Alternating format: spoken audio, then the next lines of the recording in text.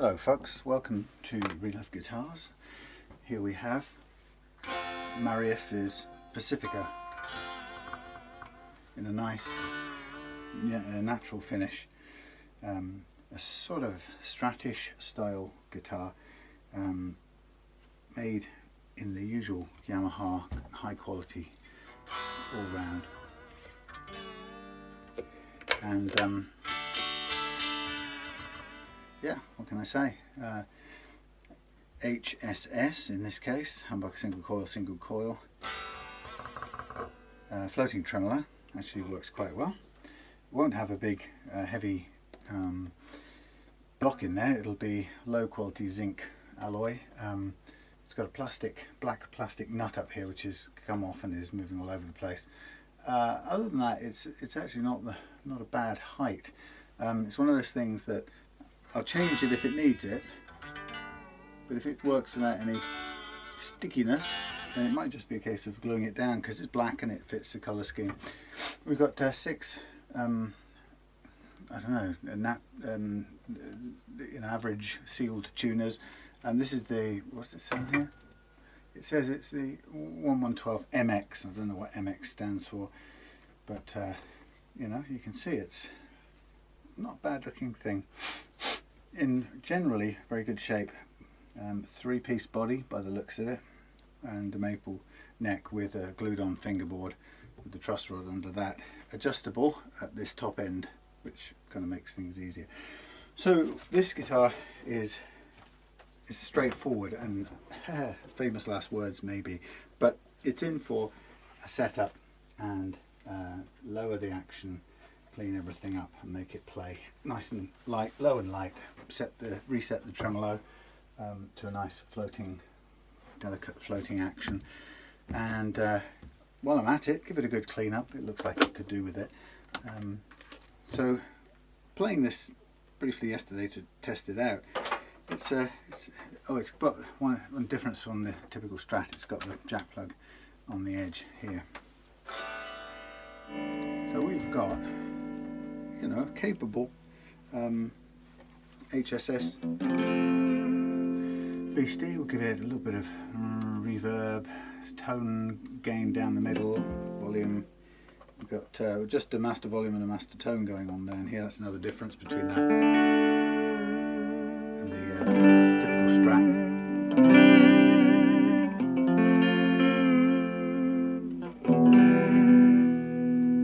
Bridge pickup. I guess it doesn't have, I don't know, I haven't tried it. Does it have a switch? No. So it's always in humbucking mode.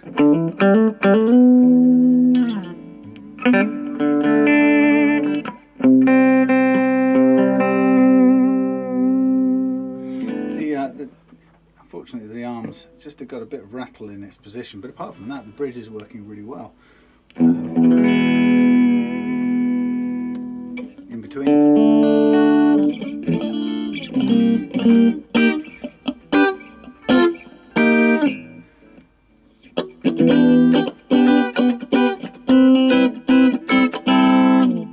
Nice quacky sort of tones, middle.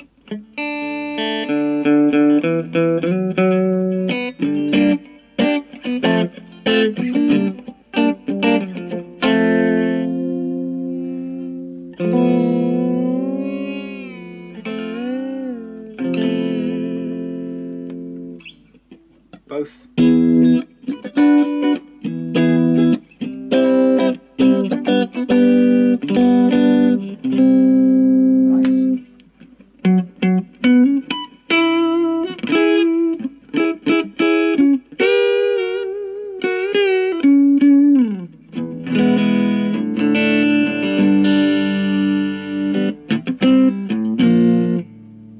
Push the nut out of the way.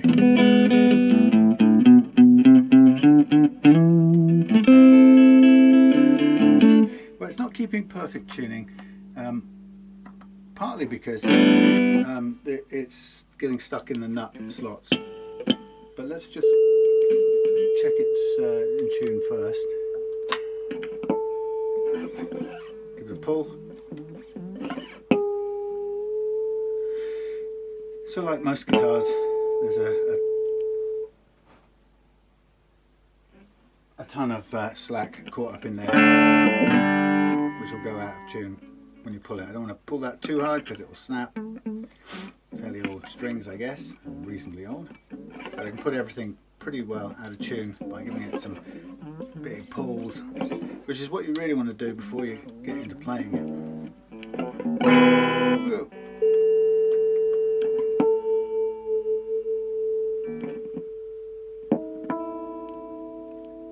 Got a cricket out there just starting up.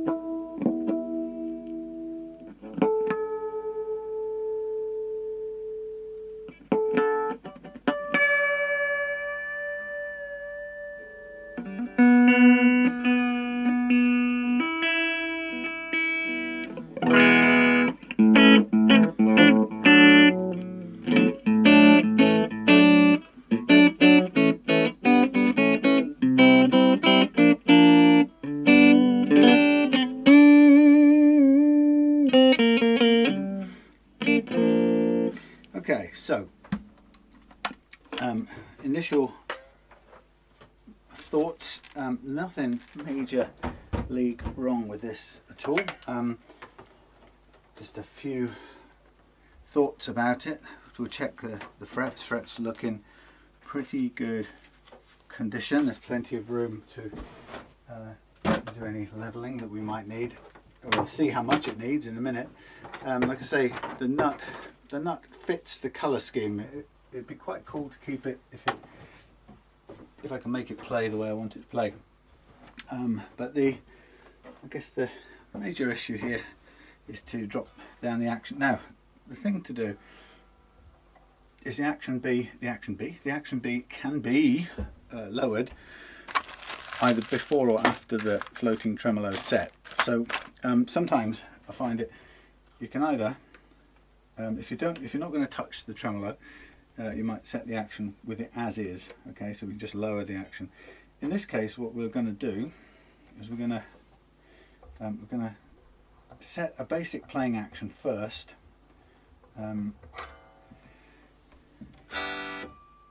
and level the frets if necessary. So the simplest way to do that is to get the lock the tremolo down for this time being. It's not only for a short time. So if I just take out the take off the plate first.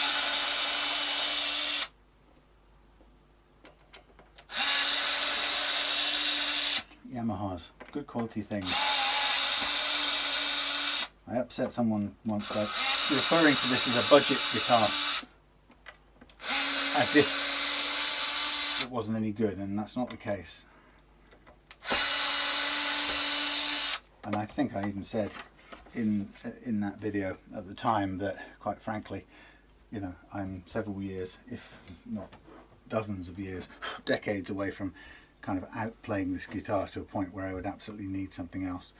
So you can see in there it's standard springs, very small or very lightweight zinc alloy block, and typical tremolo claw. So what I'm going to do is I'm going to dial in the tremolo claw until it's locked down, and then I'll set an action there, and what I'll do is I will see how the guitar plays with a very low action set with the tremolo down, and then what we'll do is we'll do any action setting at that point and leveling, and then once that's done we'll go back and at the end set the tremolo into a floating mode and tweak the action finally there. So this is just still got a little bit of movement. I always use the amazing Galeazzo Fridua tremolo setting method, and it's really simple and good fun. Involves some post-it notes and a tuner, but once you know how to do it, it's just a breeze each time. It's pretty much close to the deck. Okay, so what I'll be looking for straight away is three things. Let's have a look and see what the neck relief is doing. I've got a big fly coming in here. Go away. Right, setting the neck, or checking the neck relief. So I'm going to hold down near the last fret, and we'll see what we've got when we place, or we press down in the middle of the string length approximately. I mean, you can guess one of these two frets, it's close enough, and you can see what the gap is, and in this case it's actually about 0.25, something like that, and there's some on the other side, so it's not too little or too great. You can go as little as you want. Now some people say, well, why don't you start with almost none, or you know, why don't you give me a figure, a set figure to start with? And the reason I don't, other than a sort of broad guideline, is because it's like all things, there is no strict truth about it. You set it to where you are comfortable with it, the amount of curvature in the neck for your style of playing. Somebody who's a big chord basher will need probably more relief or more curvature in the neck than somebody who, what's the word, is a shredder who just maybe taps and lightly plays lead. So for example, I had it on about 0.2 there, and let's say I want to flatten that out a little bit more. I'll get the right hex key because that wasn't it. What I can do is I can tighten it up a little bit more. Find the correct key. Is that 5 mils all the way in? It probably is. Yeah, so we'll just flatten it a little bit more to just see how it responds. There we go. Wow, that's quite stiff. Ooh, that's very stiff. And I have a feeling that's been done up to the max. Okay, so there's a bit of a issue there. So if the problem's what I think, we may have run out of adjustment room over age. So we've got the relief we've got. We don't need to take care of that problem, and we can do the setup without changing anything there. I'm conscious that I think we need a booster in there, so we'll come to that once the strings are off. In the meantime, what I would then do is I would, let's put my other glasses on, I would look then to lower the bridge. So whichever seems most out of whack first of all of the two. The nut action, first fret action, looks pretty good. So what I'm going to do is the one that looks really high I'll go to next, and in this case it's nearly 3 mils. So I'm going to reduce this down to 1.5 millimeters, which should be approachable on a guitar like this. And then a couple of things will happen. The action down this end will go down as well. So we'll re-look at that in a minute. That's still a little high. Yeah, the nut, or the first fret action will also go down in response. And then what we'll find is we'll probably start playing some uneven frets in the mix. So we don't know for sure, but we shall see in a minute. So I'm just going to drop these down, all of them down, to similar sort of action, just by eye to begin with, and then I'll go back across and do them a little bit more accurately. But these are the sort of the gross adjustments to begin with.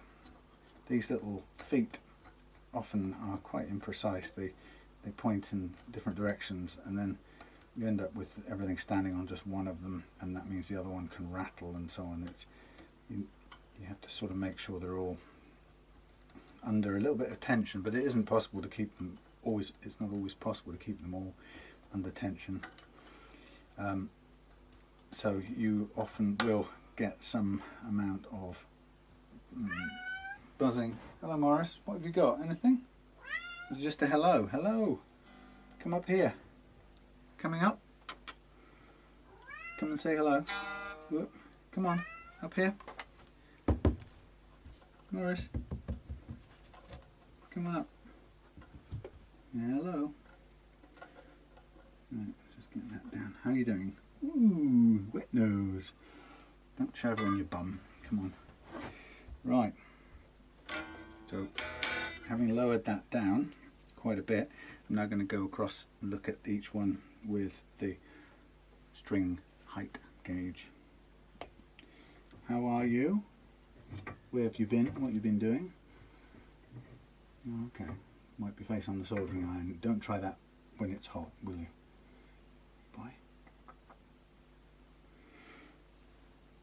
Any stories of the outside world to tell us? No? No? Oh dear. Right, now the thing is I get all friendly with him and then I try and put him down because he's kind of a little bit in the way then. Maybe he'll get the message. Okay, down a bit.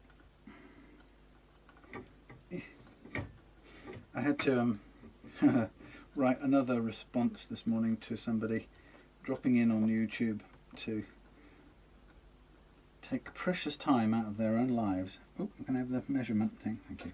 Taking precious time out of their own short lives to kind of imply that, sheesh, 2 hours, who's going to have that amount of time to watch this? Didn't say anything particularly rude, but implying that nobody could be bothered. And I just had to, yet again, it seems once a week now, I tend to send a little message to somebody saying, well, that's cool, you might not watch it, but I think he said, who has that kind of time? And I the answer was very simple. My target audience has that kind of time, and actually more specifically somebody who is deciding or has decided that they want to send me their guitar. And it's just that simple, and it always makes me smile and grimace or something when people comment like, you know, it's clearly from a position of I'm right and you're wrong, or they're right and I'm wrong, and it's clearly done for a little bit of a hit, you know, a few milliseconds of dopamine hit on that old system of, yeah, I've proved what an a-hole that guy is who does the 5-hour videos. And I just, yeah, take a little moment out to remind that person that it works. So there's no point offering your opinion on it because it works exactly as I intended it.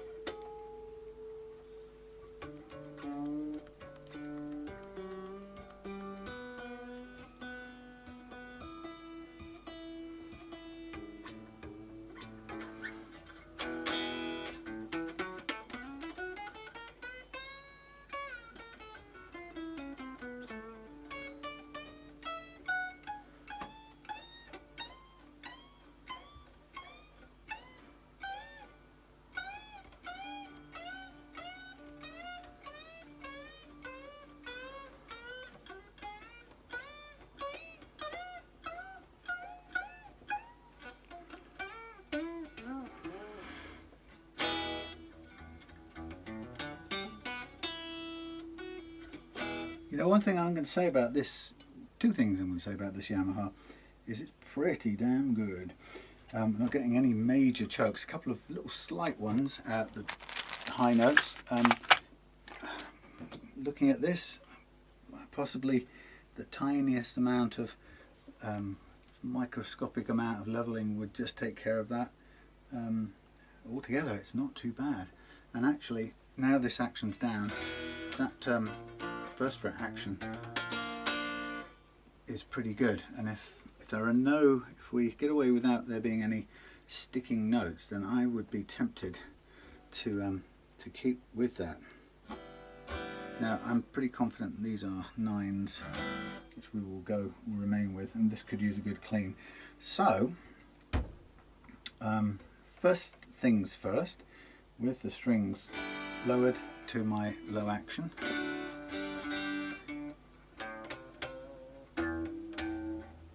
Strings are very dead because they're old, or they're kind of thub thub thub.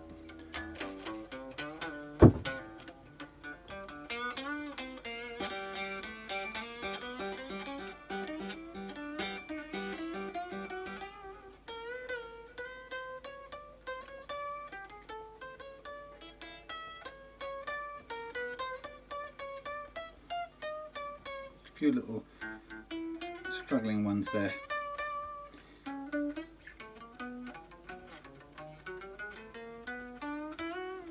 pretty good. Not bad at all, Yamaha. Okay, so that's everything kind of looked at with the tremolo locked down. So what I'd be looking to do a very slight fret level with the neck as it currently is, because we haven't got any choice in the adjustment of the relief because it's at full extent. What I will need to do is, the trick is to go and find a little washer or spacer, a nut, that we can take off the adjuster and fit a nut between the adjuster and the end of the bar, and that gives us a little bit more adjustment room. It kind of gives us more teeth in order to flatten this out, and then we'll get an even better action. It's pretty good now.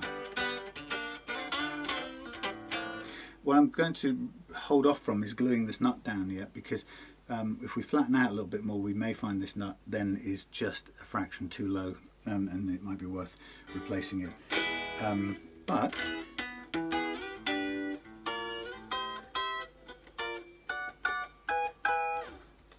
that's not bad at all. Right, okay. Like I say, we'll do the setting of the tremolo, the floating tremolo set at the end. So what I'm going to do in the short term, while the strings are still on and they're still working, is I'm going to mark up the frets. Now they have a bit of wear at this end, but not a hell of a lot, so they're in quite good condition. There's quite a lot of finger marks on the fingerboard itself, showing this guitar's been played quite a bit, which is always good to see.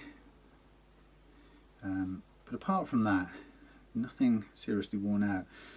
Once I've done this very delicate fret leveling, then we'll take the strings off and we'll address the truss rod issue. Followed by that, we'll take all this off, give it a clean. I'll take the bridge apart, give it a clean, because it's all a bit tired and gummed up, but it actually would look really nice refreshed, because it's got a nice overall look, this guitar, with its natural colour. So I'll give it that little bit of extra love and attention in the cleaning department. Yeah, and then we'll adjust the truss rod, or see if we can add that extra bit of bite to the truss rod to get it to work beyond where it currently stops. And that's sometimes, I don't know why, but sometimes you find, I can't really I've never been able to figure out mechanically how it happens, but you get to a situation where at full extent, with the adjuster tightened up as far as it will go, what you're not getting is quite enough rod bending to correct the neck to as flat as you might want it.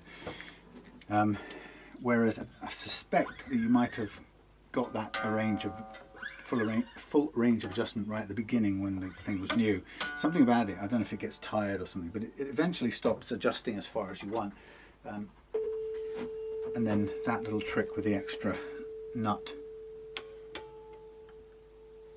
comes in really handy.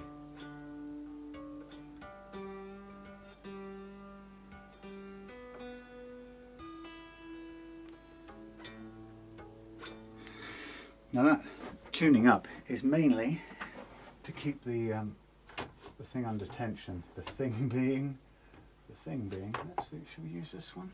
Yeah, let's use this one. To keep the strings under tension, which puts the neck under its normal playing load.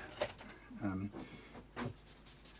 just using my little toothbrush here to clean off any previous grime, and if you need to, you can switch to stiffer brushes sometimes, and if that doesn't work, you can use a brass one. Be careful, it just frees up any kind of stuck bits of detritus from the previous fret level, but this is fairly new material. Okay, so I'm using, it's like Camelot, I'm using truss rod B, and this is a slightly wider and stiffer one.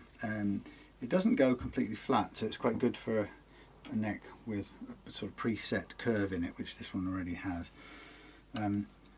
So because it doesn't go flat, it would be difficult to, if this was a very flat neck, we wouldn't really get it to match up. I need the other, need that one. No, I don't need that one, I need the 5mm one, thank you. Right, we start off by calibrating it, and that basically is, that's looking almost too curved to begin with, so we slack it right off, and we're almost pretty much straight on the mark there. That's the curve. Okay, so straight away we take off string 1. I'm not expecting to do hardly any leveling work here at all. Maybe a little tiny patch up here picked up earlier on, so I'm just going to let this go up and down a little bit under mostly its own weight. Now when you calibrate it exactly, or to the curve of the neck, what you can then see fairly quickly, once you've done a little bit of back and forwarding, it'll sort of show you straight away where there are some high frets. So for example, we've got a couple, all 4 are cutting here, 2 a fair bit, none on those 2, some on that, quite a bit on that, a bit on that, quite a bit on that, a tiny bit, none right at the end here. So we've got a couple of interesting spots. So it's showing you that there is unevenness, but it's showing you that it's in different places. Now, one of the diagnostic aspects of this is if you see only the ends cutting, it could well mean that the rod is flat compared to the curvature of the neck, so it's always a good indicator to quickly recalibrate. If it cuts in different places all the way along the neck, then what you can be certain of is that it's correctly calibrated, and what you're seeing is uneven frets.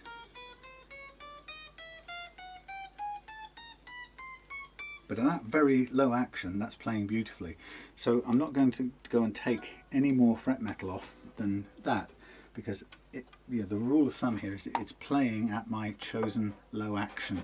And that's what this leveling method is all about. If you've seen me do these videos, you'll be bored hearing me say this.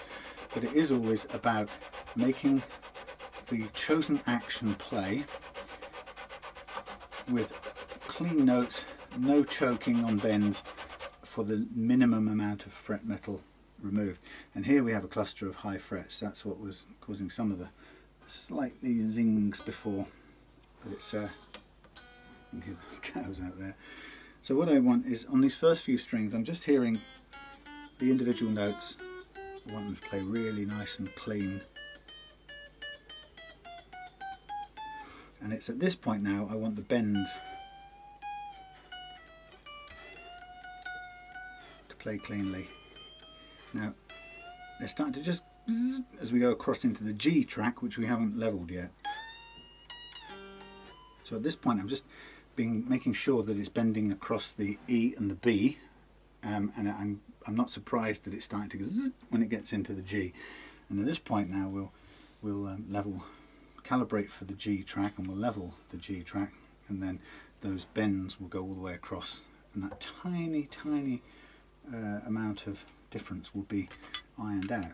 Okay, now this is, according to this, is flattening out ever so slightly as we go across, so that's now too flat. The amount of adjustment, as always, is really tiny. Barely have to move it, and we're in, and there we go. In fact, that's just slightly too curved. So it's infinitesimally small amounts of adjustment, but you'll feel it when you get there. It'll move all three things simultaneously, and you can go with that. All three things being all three of these little brass thingies. What am I trying to do? I'm just trying to move this out of the way. Right, I'm doing the G track. So again, very carefully place the rod down. Now this is I like this. This is the Stumac rod. It's called the U channel truss rod. I like it because it's a bit stiffer than the other one, so it kind of holds its shape, I suppose, a little bit better. The downside, as I say, it doesn't go completely to a flat. So if I'm doing a very flat neck, it won't kind of like that, because I can't get it to the exact same profile. The other slight downside is it's wider this way than the other one, So, but it's, again, that's not a major issue. Now you can see on here, you can see where we've got high frets on this guitar neck, and they're around here, right? So in the center we've got this little outcrop sticking up, and now what we're doing is taking that down with this method for the least amount of fret metal loss. Blow a bit of that off because it just gets on my fingers. So now we want all the notes to play first in the G track.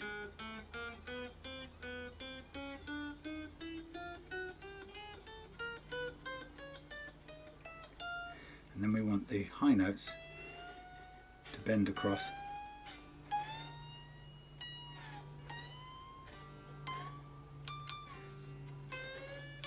Which they do.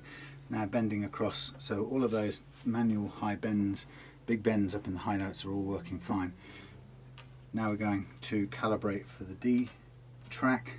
So although that played fairly well to begin with, we've just for a small amount of leveling, we've just cleaned up those high bends, which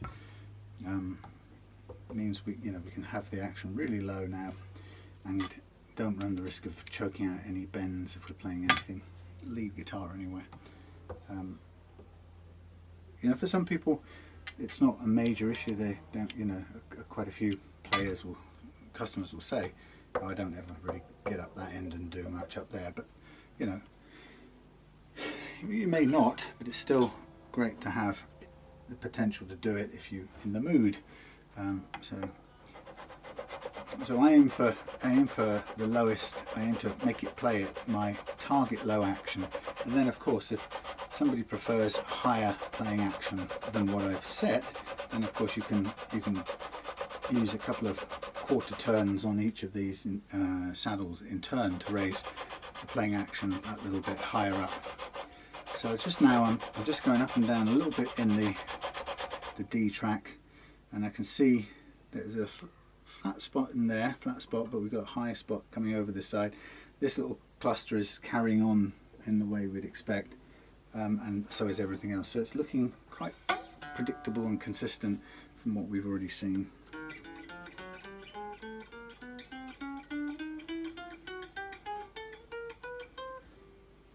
I'm happy with that.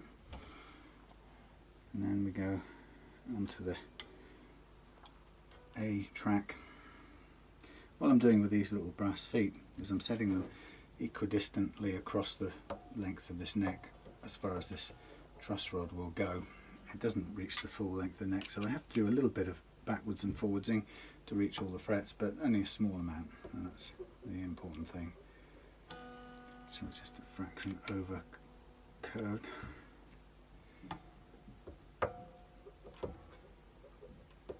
And again, tiny amounts.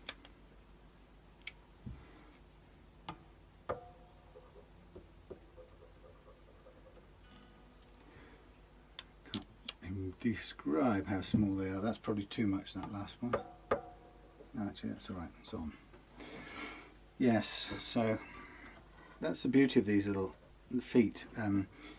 They're a means of mapping the curve into this reciprocal tool, and then we end up with the same curve on both the neck or the fret tops, sorry, the neck, same curve on the neck as we have in the tool, and then that effectively means we're leveling on the flat. It's as if we were leveling flat. So you might reasonably say, well, hang on, if leveling with the exact same curve on top of the one curve on the exact same curve on top of the neck curve, if that's exactly the same as leveling it completely flat, why do it? Well, the reason I do it is twofold. The first, probably most important one, is because with the strings on, it's the only way I can stop as soon as I've got it playing without and avoid taking more fret metal than is necessary to make the chosen action play. That's a hugely important reason, because fret metal equals guitar life. And the second, less important reason is, the first one is that the strings are on, so I can play it and stop. I can play it so I can hear what's happening with the fret leveling and stop at exactly the point where I've got the action I've chosen to play the way I want it. And then the second, slightly less, well, fairly less important reason is that it for a particular physical reason, it's slightly more accurate than doing it flat. And having said that, it's only a small percentage more accurate, and doing it flat is a billion times better than not doing it at all. So don't be, you know, if you go ahead and level your frets the way a lot of people do on YouTube, with the neck off, strings off, and the neck flattened out, and a fret leveling file, then you're going to get a massive improvement, right? It's a huge improvement. This method, because it levels the frets with the effects of longitudinal compression caused by the loading of the strings, because that's in play as we're leveling, that will remain that accurate when we play it. So if you level this neck unloaded, uncompressed, strings off, neck relaxed and flat, you'll get, let's call it 100% accuracy. All right. Then when you put the strings back on and put the neck under load again, what happens, it's not only curving, which isn't the problem, but it's pulling end to end and compressing, right? And that actually has a small percentage impact on where the strings sit.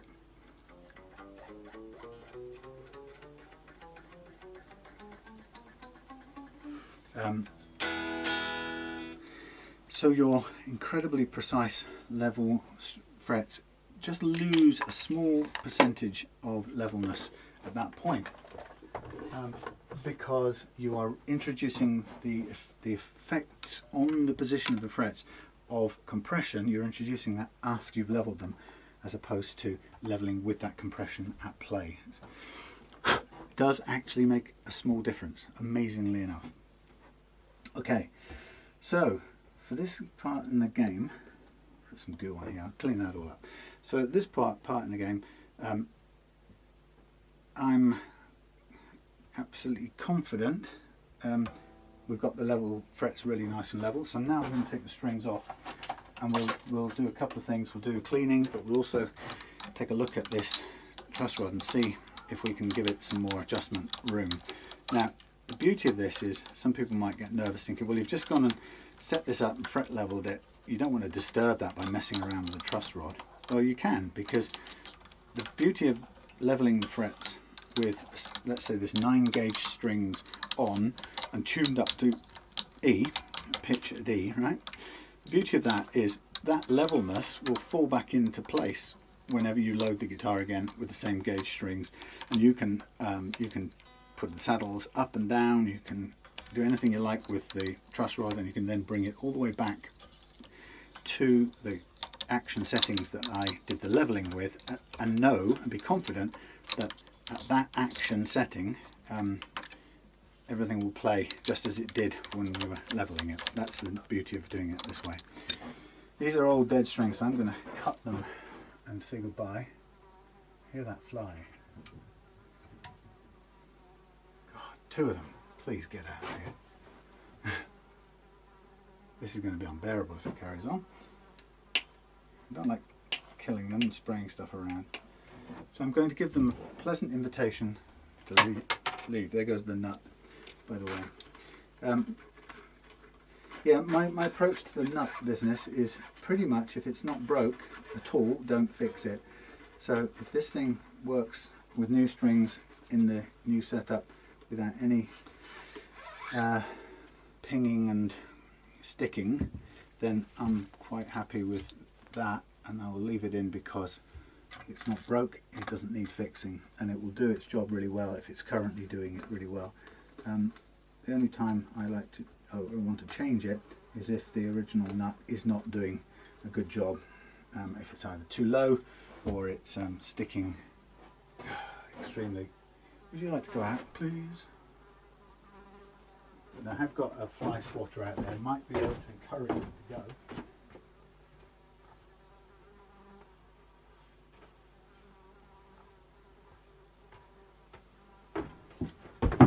Now I don't really want to do you too much damage. You're asking for it.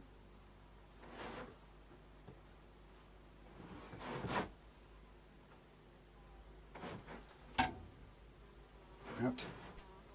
Out. They don't have to move quickly. You, get out of there. Hey, out the door. That's the way to do it. Put that there for another time. Okay, there's the nut. Yeah, plastic, not my favourite. But not because of the way it works as a nut.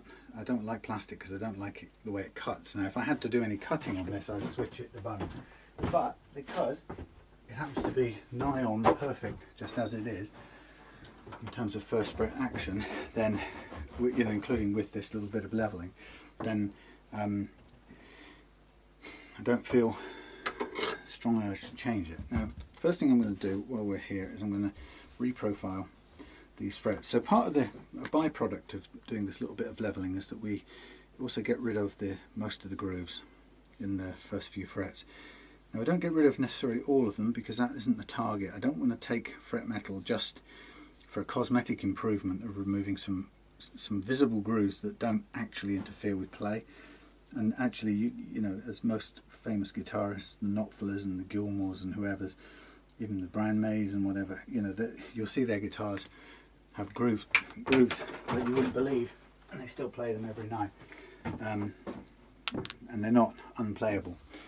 So unless somebody's absolutely adamant that they want the grooves removing, I treat it as more of a cosmetic thing, and so that if we get some groove cleaning up done as a byproduct of the fret leveling, then I'm quite cool with that. In this case that's what we're getting, but as I say, I very rarely go after removing fret metal in order to clean up what are really cosmetic blemishes. You know, fret metal is guitar life, so you have to treat it that way. So this is looking good, straightforward. It's working pretty well. The speed at which we're kind of going down here shows how little overall had to be removed to get the level that I was after on this. If it was more than that, we would be here quite a lot longer doing this part of it. It's all looking very good. Now you see, I've done all of this with the neck on. I wouldn't remove it for any particular reason in the setup. Sometimes, you know, a lot of people like to remove necks out of just interest to see what's going on. Right, that's that part done. So the next stage for these frets is to polish them all out, and to do that I'll cover the fingerboard with masking tape to do that. I'm just going to take off a couple of take off the knobs here so we can get under them to clean up. I'm going to take the tuners off to get under to clean headstock, and I'm also going to take the bridge off as well, just to give it a thorough refresh, because you might as well. It's especially when a guitar like this is in fairly good cooperative condition, we might call it. So there's not, God, these are filthy. You know, there's not so much blood, sweat and tears in the fret leveling part. It means I got a bit more kind of time and space within the same fee to clean up all the components, or most of the components. So I'm just going to remove these screws, 3 of them. Marius was kind of asking me about what the condition of those screws was, and they're absolutely fine. Springs, they're absolutely fine. There's nothing about them present any problem. The secret to the floating tremolo and the operation of the tremolo is all in the balance between however many springs you choose to have on there and the pull in the other direction. So it is simply that. It's an equilibrium when you float a tremolo, and the stability of the tuning has everything to do with the condition of the nut slots and the amount of residual slack in your strings. If you get the nut slots cleaned up, and you stretch out any residual slack, what you'll get is a tremolo that stays in tune when you operate it. And it's a common misapprehension about, I'm tired of that, a common misapprehension about the Strat tremolo, that it puts guitars out of tune. It's not the tremolo that puts them out of tune, it's those two things. It's the nut slots and the strings still having slack in them. Of course, if that exists, then using the tremolo will result in those coming out of tune. Wow, that's interesting. I've never seen that before on a Yamaha. I haven't looked closely. See what we got here? We've got two little bushes, so that this is designed, but I guess possibly to have a 2-point tremolo thing in there. I'm not really sure why those two are in there, but could be that, or it might be something else. Somebody will probably tell me. Anyway, so around these knobs we've got some cellophane all caught up, which is pretty horrible, and a load of other gunge, and it's all tied up in here, so hopefully I'll get most of it out. That'll be my plan. It shouldn't be a problem. But while I'm at it, well, let's do that bit first. So I'll get a bit of this and some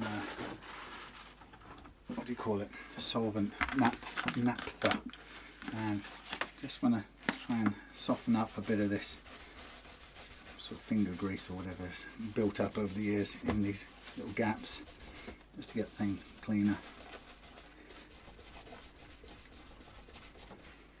Yeah, plenty of good old-fashioned glue.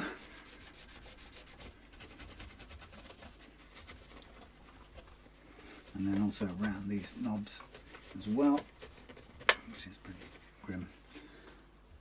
Again, some more cellophane caught up around there, which again we can cut off. Careful use of the knife because it's hidden underneath the knob. It just helps it to doesn't make that sort of crinkly noise when you're using the knob. And if you've got too much of this cellophane under there, it's really annoying. It sounds horrible. It sounds and feels horrible. You can feel it crackling as you use the pot.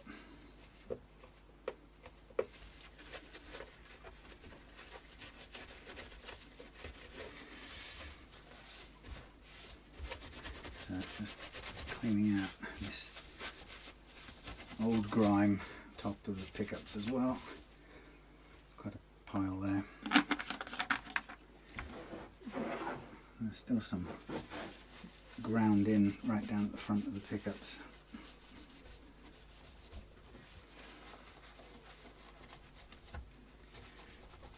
So they often, I like to take the tuners off. Just it doesn't take that long, but it allows you to get your cleaning devices under around the headstock in a way you couldn't do without taking the tuners off, and it looks a lot fresher and nicer when you can do that. So this improves already how the pick guard looks. There's a bit more built up goo in there. I'll just get a bit more of the stuff off.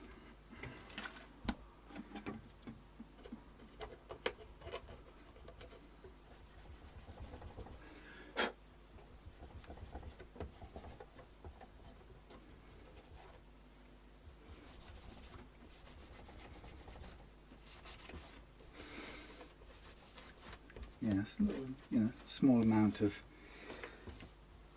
extra work, but it does make a real difference in how it looks. So remember, we haven't got this bit cleaned yet, and we haven't got the truss rod investigated and sorted out. So I'm just going to undo, excuse Morris's tail, just undo all of these little fellas. A recommendation, Marius, on this would be to go, and I'll have a look in my collection, I'm not sure if I've got one, but to go from a metal string tree to a tusk one. I think they're about, I can't remember now, £10 a pair or something, but they make a big difference to the, well, I think make quite a difference to the operation of, well, compared to a metal one. A metal one can catch and cause pinging and it's annoying, but the tusk ones do what they say, they're sort of naturally, permanently lubricated. So again, this is a few minutes detour, not necessary, but gives me a nice feeling of having cleaned it all up and brightened it up. And why not, for a few minutes of extra effort.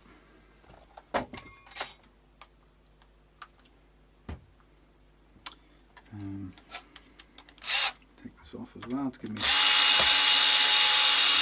straight run at the top, and then we get the naphtha out. We'll do the front of here first of all, and then we'll do also down here. Give it a bit of a clean. We're still going to go over it with sandpaper anyway, so we'll need a cleaning at the end. But I'm getting the bulk of the marker pen off first, off the frets, because we don't need any more of that marking right now. It just helps things along. And then down the side of the headstock, and then flip it over, and we'll just go on the back of the headstock. Naphtha, good stuff, harmless. That was like harmless, inert, safe solvent. Very good for cleaning up guitar finish. So all a nice clean through the edges and the sides. As you go around, you're checking, make sure that the strap buttons are on securely. That's always a good one to quickly have a look at. The two little nylon bushes fell out, which I just got to be careful that they go back in. So I just put them. Actually, I should probably, let's just tack them in here for a minute so they don't fall out and get lost. Okay, right. So I've got a bit more cleaning to do, namely the tuners and this bridge, which is grubby, and it's as you can see, it's a very cheap Yamaha bridge, but it does the job. And people get really sniffy about these things, and they want to go and spend a ton of money on tuners, which they think will improve the tuning stability, which it doesn't. What they will do is, when you spend money on inverted commas quality tuners, you'll get a smoother operation, a smoother process. Now what I'm going to do is I'm going to take off the this truss rod adjuster. It comes a certain way out. It's a one-way rod, and lo and behold, out it comes. I don't have my magnet, just make things a bit easier. Thank you. Okay, so that's that way around. You've got the hex key end at this end, and you've got business at that end. And I think we need to find a little screw that will go on the end of here. Screw nut that will go on the end of here. And I need it to fit loosely over, so it's a tricky thing, because I can't measure the size of that, but I have to go on a bit of a guesswork thing. So I'm going to go to my nuts department. I could make an assumption and get another one, but I'm pretty sure that would be a matching size, and kind of slip it over there and go for that. In that case, that actually doesn't work, so that's nothing happening there. I think the one I'm going to need will be something like one of the nuts that you get on micro toggle switch, which I've probably got floating around in my kind of yet to be filed department, which could be anywhere like that. Not there. Ooh, blimey. Could be in there. Could be in there, possibly. Down here, no. Possibly, maybe, no. Possibly, no. possibly kicking around. So I don't even know where half of these things are at the moment. So yeah, let's see what is around. Some small tiny washer. Now it's not going to be a round one, it's probably going to end up being a little nut more than a washer. I'll have a look in the washers department, but I've got a feeling it's going to be a nut. And the other thing is if for example, I can't find one that fits immediately, it might be that we over drill one so that it goes over, still goes over, but will come off. Now there's a candidate, a likely candidate. But like I said, we won't know from looking at that whether that fits. So let's have a quick look around in here, see if there's anything that jumps out as being obvious. Which the answer is nope. Nope, nope, nope, nope, nope, and nope. Okay. So we've got probably the only likely start point. Now I'm wondering whether I can, in fact I know I can, I've got some little washers that I did use on here. This is what I did with this one to make it work. Because a while back this one ran out of welly, so as you can probably see I've got two little washers on the end of there and they took up the slack on that. Now this isn't the same, but what I'm just looking for is does that fit? Yes. So I'm pretty confident if that fits on there, then it'll fit on there. But one way of checking would be to have a look at this fit. Now that's okay, that's a bigger, that's not even the same size. Right, so we have a different gauge first of all, so that's not a good indicator. What I'm worried about is I don't want to end up with the thing stuck on the end.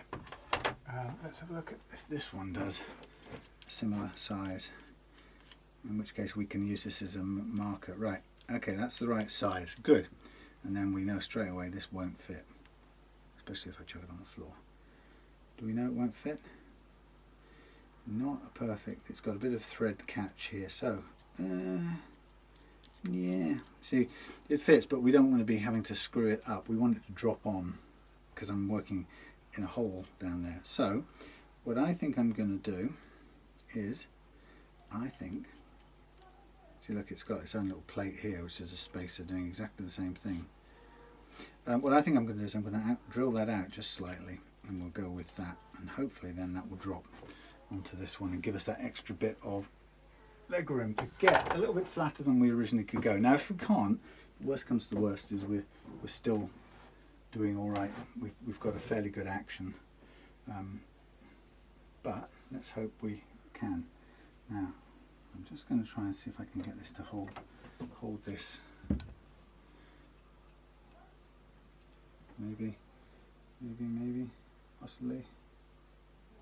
It'll end up on the floor, won't it? Where's my, oh, that's not even magnetic. Right, none of this is working. Okay, let's try and lift it up this way.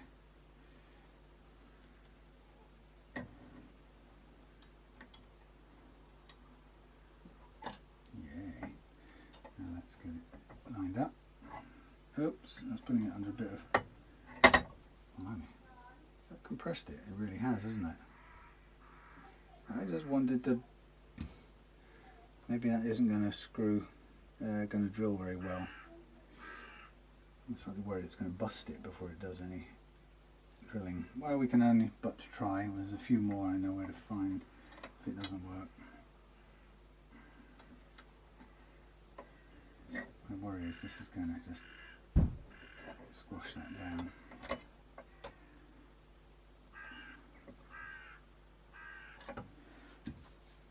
Let's see. We can only try. What size do we reckon it's going to be? 5? 5 is through.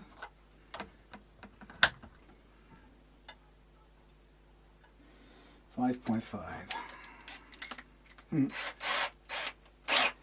This may not work, I'll tell you now. Oh.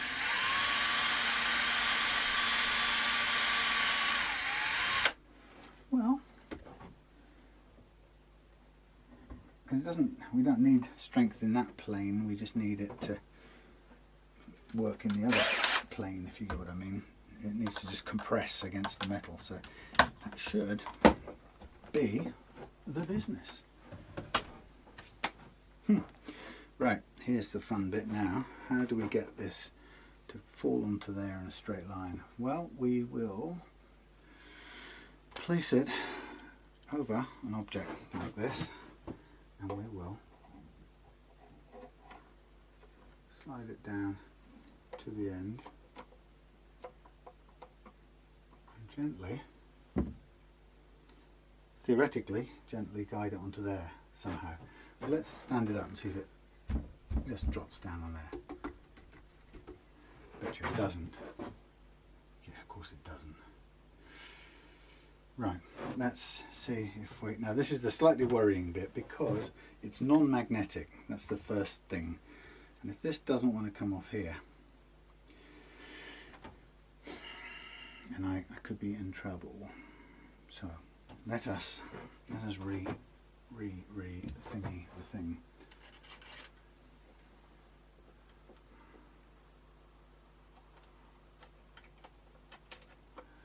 What we really want is it's either got to fall cleanly over there or not at all. Let's chuck it away. Yeah, the thing we can't afford at all is to have this get stuck on that thing and then we don't get any adjustment at all. So we have to make sure of all the things that are going on that this thing will, you know, we get it where we need it to be first and foremost. And it comes off easily. So I'm going to encourage it to go bigger than that. We're going to go on 6. We'll see if it does it. Again, we just need a little tiny washer ring's worth of it.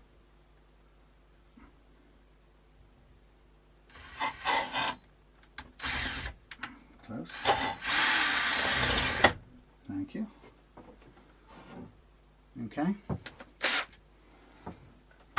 Could be there. Yeah, can't afford to get it stuck. It's got to come off and on cleanly. And then, like I said, if it was magnetic, it'd be easier.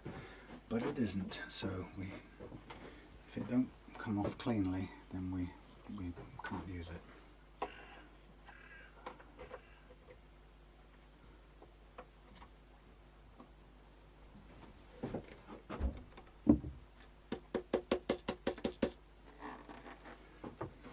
Yep. Okay, we're going on. Right, we've got a 5mm thingy. Actually, this is not the simplest way of doing that. The angle's a bit wrong. So we'll get the 5mm. What's it? We'll do it this way first, if we can.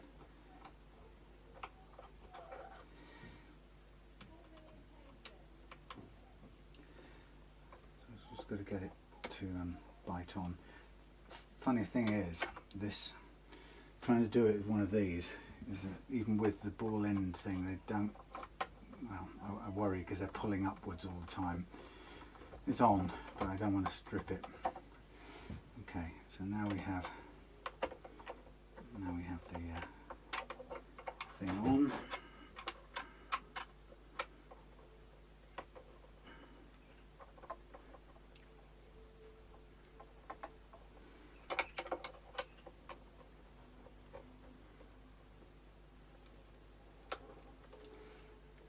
Okay, yeah, we got a little bit of backbone now, that's great.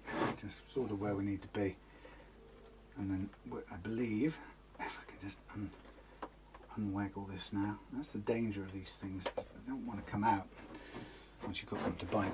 Right, so we should put some strings on that and it should bend the neck back to where we want it. So meanwhile, a little bit of quick fiddly work. I'll go off camera to do this, so I'm just going to clean these up. I'm going to I'm going to, while I'm off camera, I'm going to mask off all the fingerboard on there.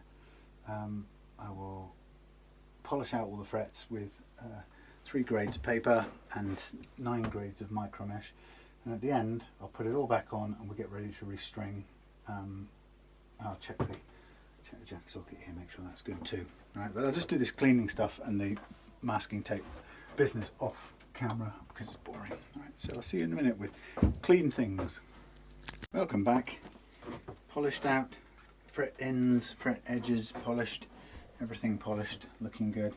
Time to restring, and we're going to restring, put it under load, and then we're going to restring. We're going to stretch out all of the slack first. We're going to double check the nut slots to make sure there's no grippiness at all. And once it's playing like a hardtail, then I will set the tremolo as the final floaty. I will float the tremolo as the final act.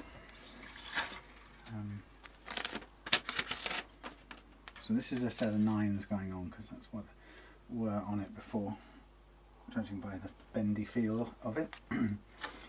All of these saddles will have moved from their original grub screw settings, so we'll need to remeasure and double tweak all the actions as well. We'll get all of that done in a hardtail situation, and then we'll float it, and if necessary we'll readjust at the end, another action tweak to get that right, because when you float it the action usually changes as the tremolo floats upwards, and you have to reset your saddles. Occasionally sometimes on a two-point floating tremolo you can adjust both on the saddles and on the bridge posts, which dial up and down, up or down, up and down. Anyway, so what I'm going to do is I'm going to line all these little things up first. So the key thing about tuning stability, I'll reiterate, one is the correct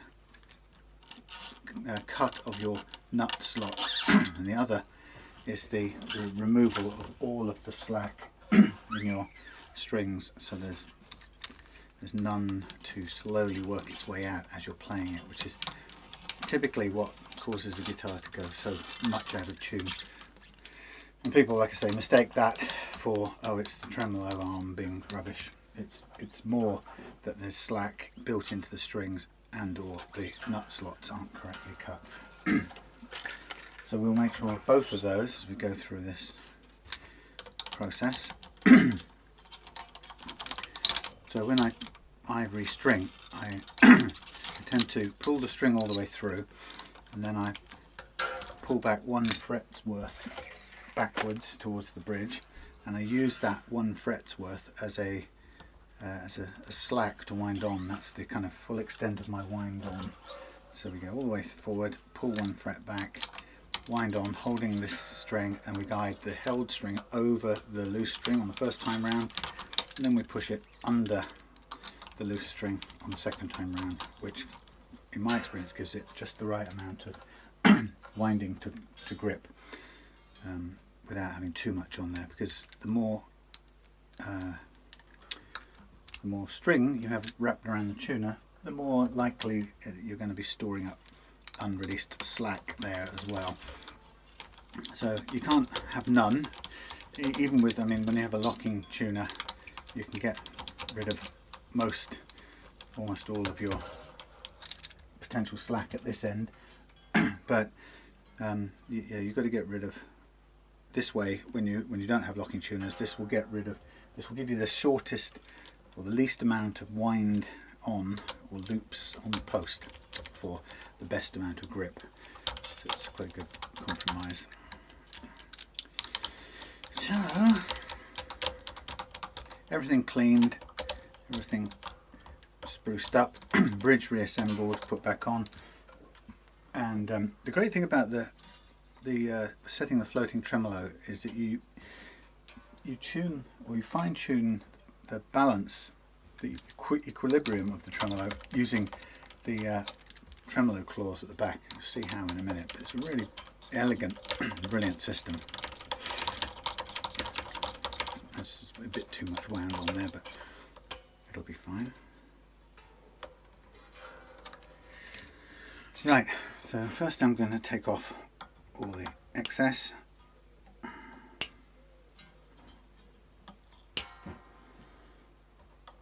So nobody gets their fingers bitten by the little stings, the excess bits of string. Right. So like I say, we're starting out with the guitar as a hard tail to begin with. So the first thing I'm going to do is just get everything pulled onto the post. Take the sort of largest amount of slack out of it, which would be quite a bit when you first tighten it up, and you get a great big bow of slack string coming out.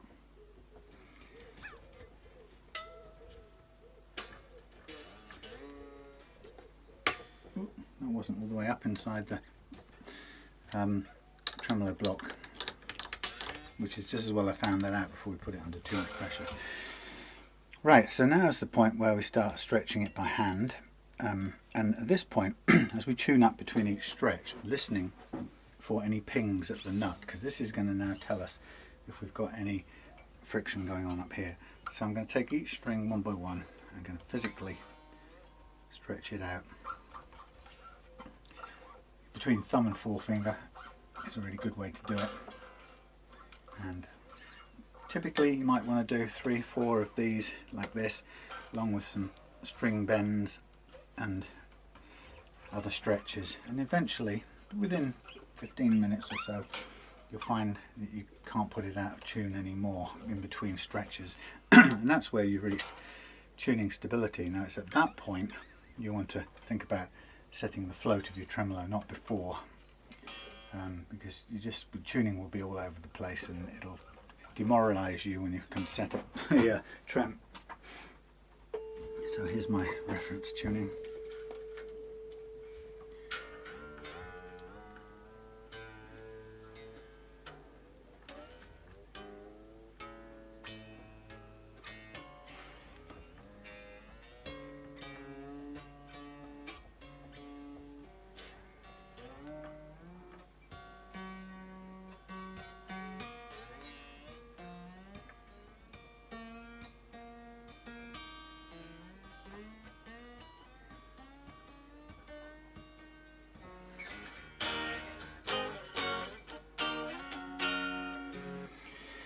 Like I say, these are all at slightly different heights, so if I'm in the mood I can set those up and back up now, just so we're in the right place. But I'll probably end up, I will end up adjusting these again. So, but it doesn't hurt to get them in the right place for now, just so that they're playing right to begin with, they feel right. So then as we're doing the stretching, then we're getting a feel of the guitar prior to putting the tremolo into float mode. It's not far off actually.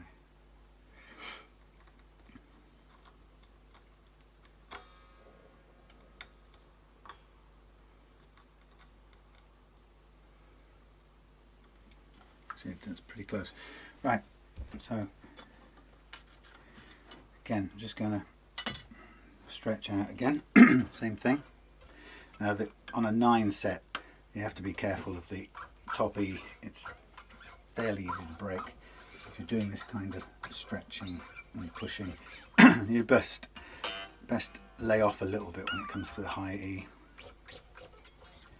Now in a minute, once I've tuned it up again in a second, I'm going to have a look at the relief to see where we are with that additional extra nut on the hex, the truss rod hex adjuster. See if we've changed it much. See how much down tuning that is. Now no pinging coming from the nut.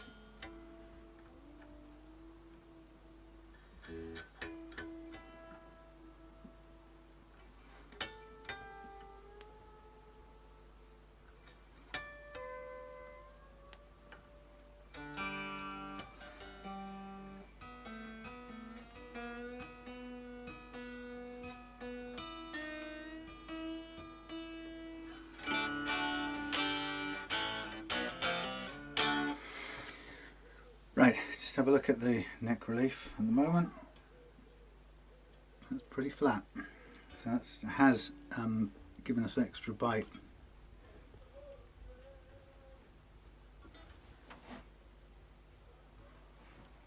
Children better not be frightening those cows. Right, a bit more stretching here.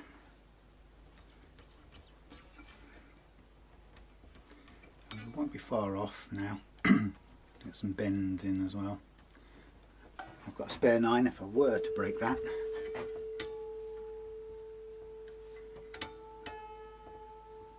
So we're close now.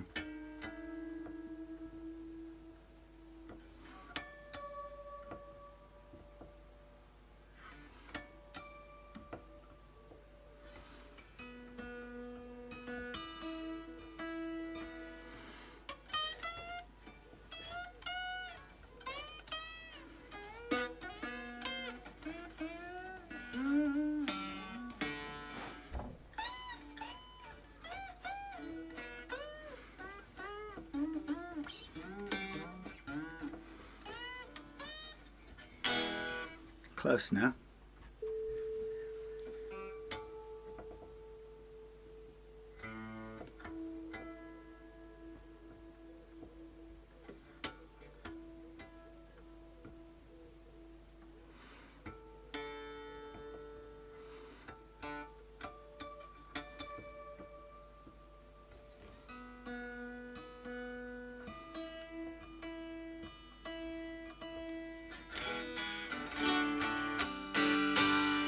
Okay, so right now that's pretty close to being done and stabilized, but here we go, time to set the floating tremolo, and we're going to set it in a way that floats it in a particular fixed amount, and it's going to be, I mean, the downward tremolo is as much as you want obviously, but we're going to set it so that there's a given amount of backwards, and that's going to be half a tone on the high E, a tone on the B, and a tone and a half on the G, all at the same time. And there's a clever little trick for doing that, which I will show you now using this tuner device. So I've got it written up on the wall. I always check it every time I do this just to make sure I know where I'm going. So the first thing we're going to do is we want to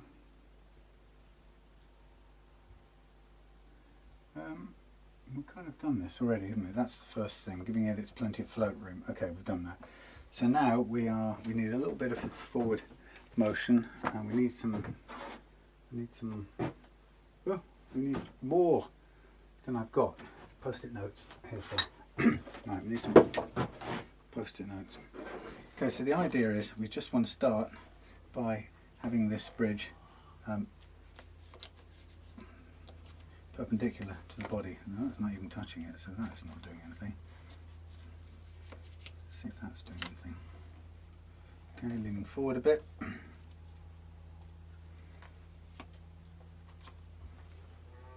Okay, there it is. Right, there's our start point. So the first thing we're going to do, tighten up the tremolo claws, we've got it. Horizontal to the body, yes. Right, tune the G string to pitch. Yeah.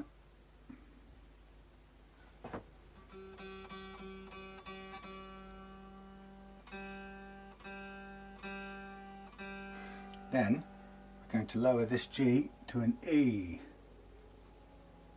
I'm going to put as many post-it notes under here as are required to make this play an E. F, F,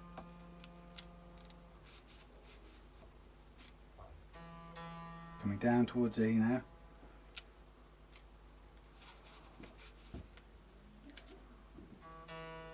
Right, flat of E. Take two of these away. On E. Okay. Okay, so D tunes to E and place enough post-its to hold it at E. Tune all strings with to pitch with the post-its still in place. So A, E, D,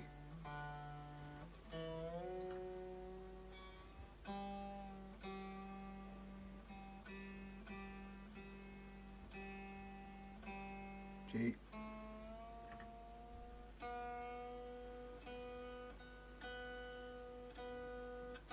B,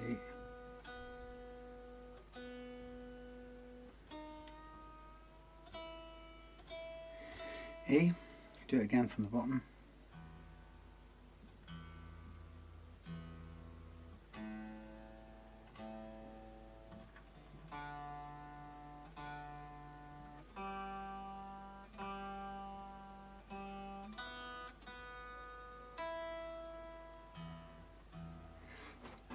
Right, then, that's what you do. Remove the post-it notes. Everything goes sharp. And here's the magical secret. You then pick your G again, which is now sharp, and you tune that G, tune that sharp note back to G by slackening the tremolo claw bolts. And you're basically taking the pressure off the claws, allowing the tuning to go down. A coming down, and what will happen is as that pressure comes off and we get close to the original correct tuning, the back of the tremolo will rise up as far as it needs to go. Going down flat of A now. Watch out it comes.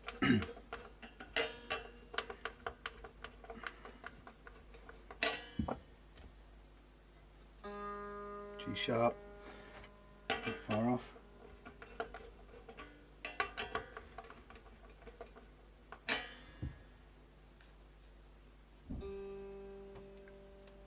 Pretty much on G. Half a tweak, quarter of a tweak each. Slightly flatter G, so.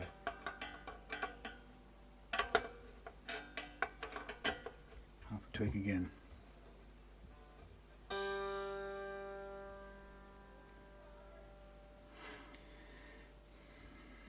Okay, so we are eighth of a tweak and we are on G now. There you go. That means you can see the tremolo floating up at the back now. That is now floating up the exact amount we need.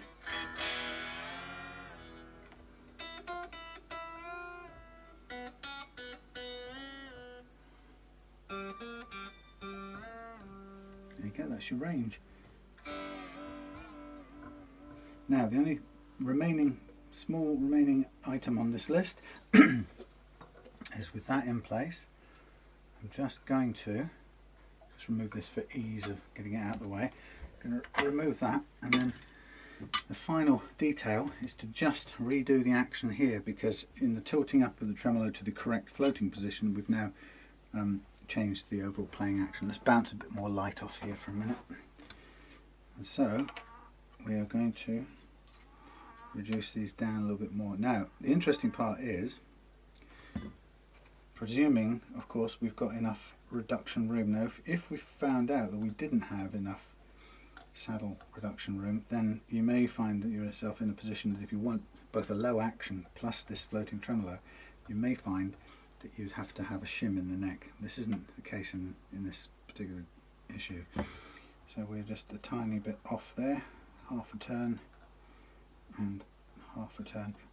Now we do have a lot of grub screws sticking up, and for some people that's really annoying, sticking it up into the palm of your hand, but that's the price you pay. Now if you don't like it, you can remove them and cut them, although it's actually quite a difficult thing to do because you mess up the screw thread quite quickly and then it can be hard to get them back in.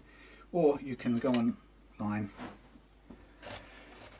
and buy short, I think they're about 6mm, set of 6mm screws, which is a slightly better way of doing it. But even still, this may be now so low, relatively speaking, that it's barely, you know, that they would still be sticking up even with the 6mm screws.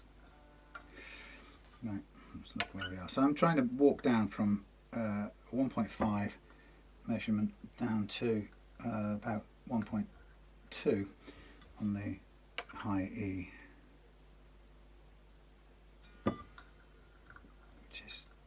which is a sort of gradient across the radius.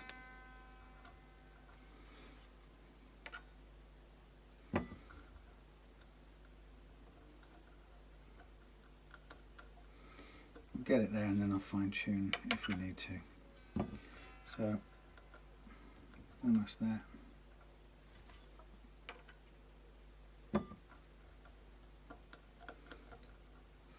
Yeah, it's not very great, these little grub screws. They do wiggle from side to side.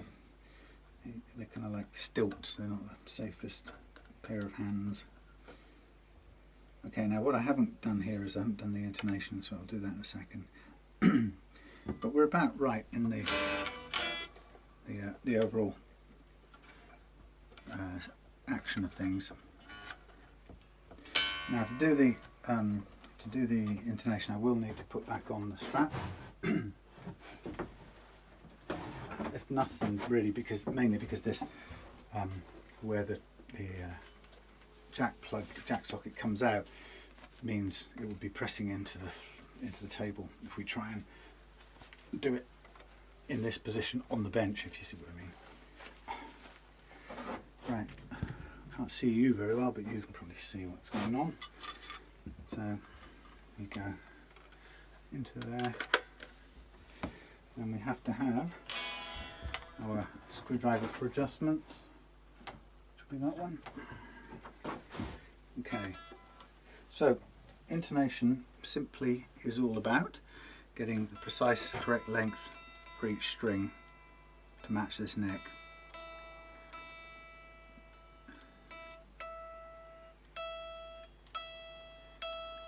That's spot on.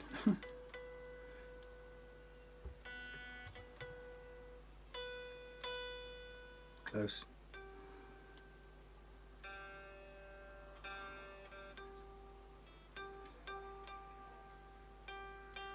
On.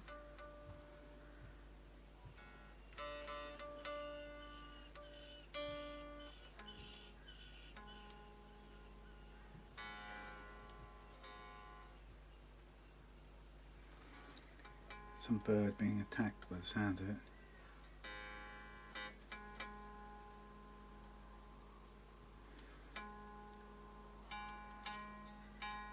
So what we're aiming to do is to ping the 12th fret harmonic and tune into that, and then press the 12th fret, and those notes should be the same. Now that's looking a little long, so we'll come back. So far these are looking pretty good. Don't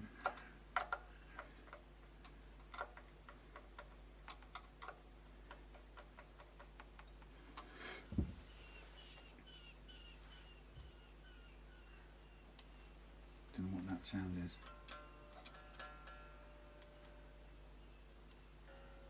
I think I want to go and find out.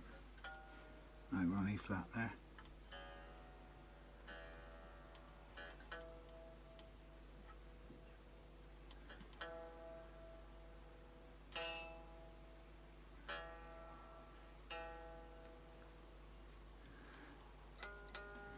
Put some.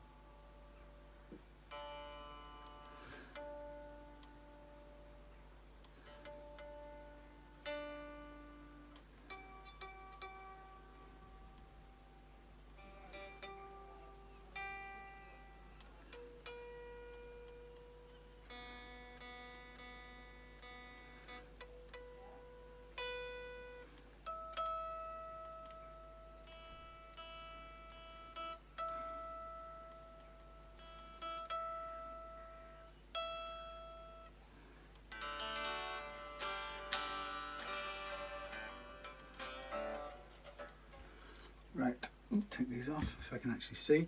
So we're pretty close to it. Just give it a couple more pulls. I was going to whiz over the field and get some logs for putting in the fire. So I might just do that before it gets dark. So tune up.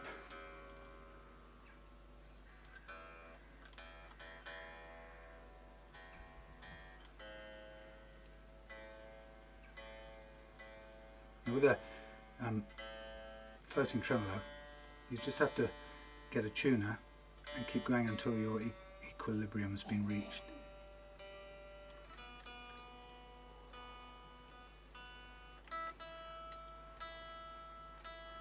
That's pinging in the string tree there slightly.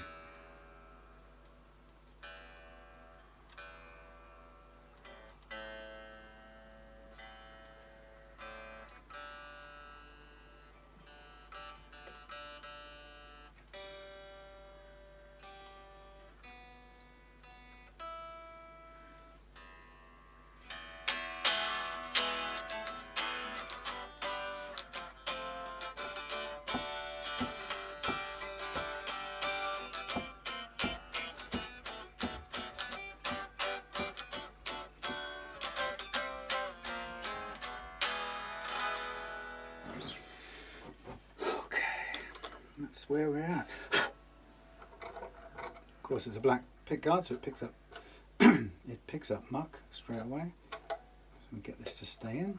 Thank you. It'd be nice if this had a bit less. Maybe.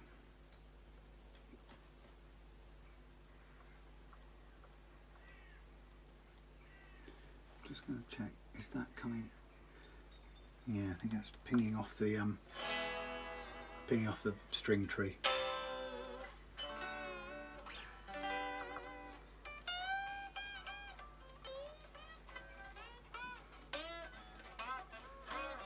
So with a guitar that's got a floating tremolo, you have to just stick at it until it tunes and reaches the equilibrium.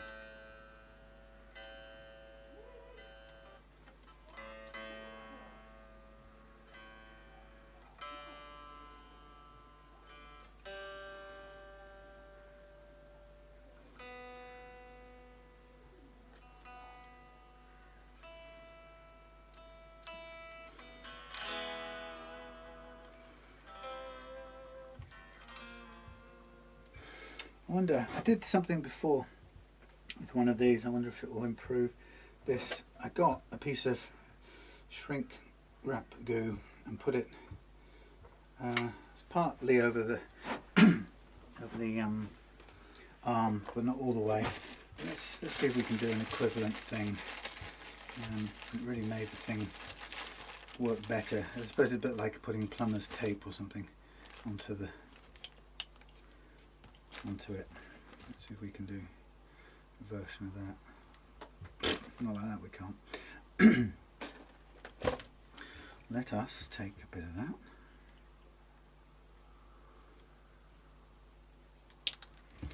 And then we would probably go something like that. Shall we see? Shall we see? Let us see.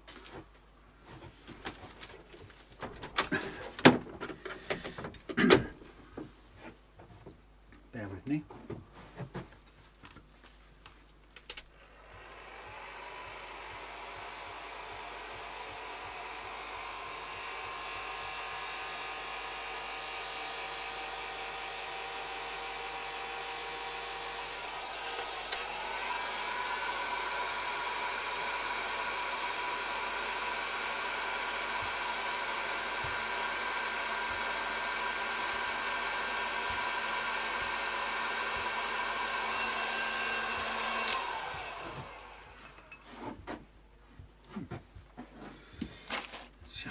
Shall we? You never know. Is it going to go in or is it going to dig up? I think it's going to dig up. That's a shame because it did it once before. Maybe it was a thinner piece of stuff than I've got here.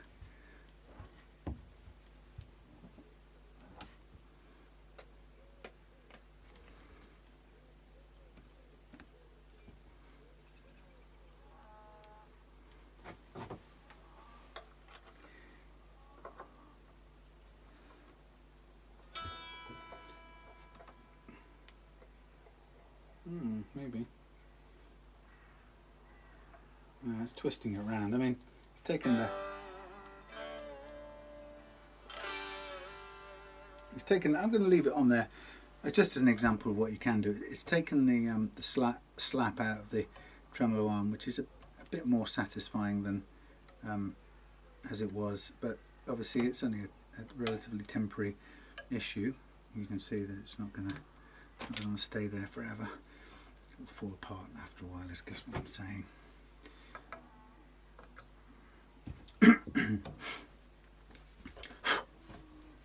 Bits off. Right. There we have it. White bits everywhere. So we are done, ladies and gentlemen. The Yamaha Pacifica.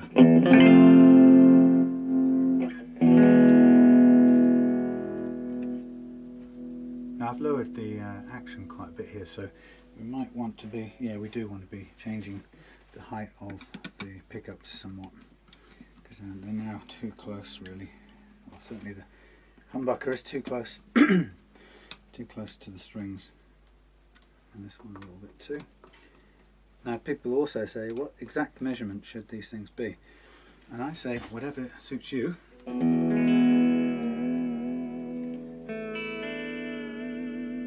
Whatever suits you, because just bear in mind the rule of thumb that says the closer they are to the strings, the pickups, the more output you'll get, but the less dynamic, tonal dynamic.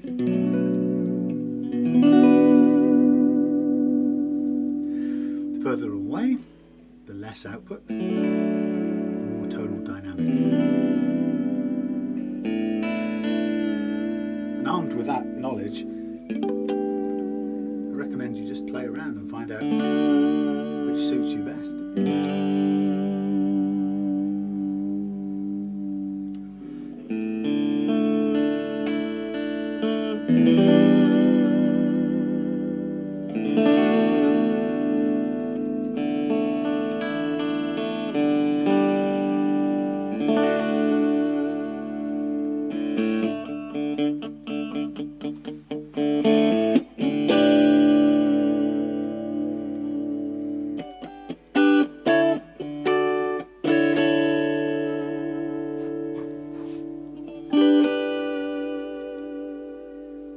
Okay, that's enough. It's getting on. Time to finish up. There we have it. Yamaha Pacifica 1112 MX. It is indeed. Nice thing. Nice all-round guitar. Not a lot not to like. Everything cleaned up a bit. Tremolo arm just helped in with a bit of rubber shrink wrap. In fact, what I'll do, just for fun, I'll stick a couple of pieces of this in so that you've got some more to use in case you want to do it. To me it's infinitely better than having it clacking as you move it. I know this will wear off eventually, but having that sort of directness without the you know what I mean. Anyway, left the nut where it is because it visually suits the guitar with its black trim, and also because it's working perfectly, and I've glued it in place so it's not going to go moving when you do bends, and glued in place with the fret leveling and the slightly reduced frets because of the fret leveling. This is still the perfect playing action, so I don't see any reason to change it and put a great big white thing there just for the sake of it.